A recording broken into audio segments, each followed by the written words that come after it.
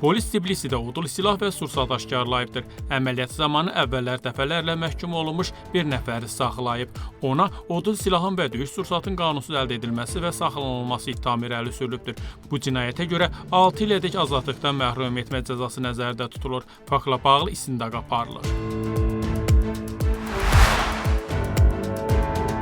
Polis Azərbaycanda vətəndaşlara məxsus böyük məbləğdə vəsaiti dəyərləndiricilik yolu ilə ələ keçirməkdə ittiham olunan 2 nəfəri saxlayıbdır. Cinayətə görə 9 ilədək azadlıqdan məhrum etmə cəzası nəzərdə tutulur. Təqsirləndirilən şəxslər Azərbaycan bölgəsində müxtəlif vaxtlarda daşınmaz əmlak almaqda maraqlı olan şəxsləri aldadaraq onlardan ümumilikdə 148.042 Amerika Birləşmiş Dolları məbləğində vəsaiti ələ keçiriblər.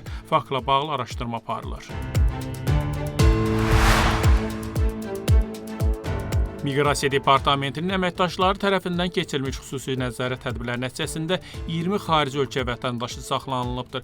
Saxlanılan şəxslər Hindistan, Pakistan, Bangladeş, Nepal, Misir, İordaniya, Filippin və Türkmənistan vətəndaşlarıdır. Müəyyən edilib ki, həmin şəxslər xaricilərin və vətəndaşlığı olmayan şəxslərin hüquqi vəziyyəti haqqında Gürcüstan qanununun tələblərini pozmaqla ölkədə qalıblar.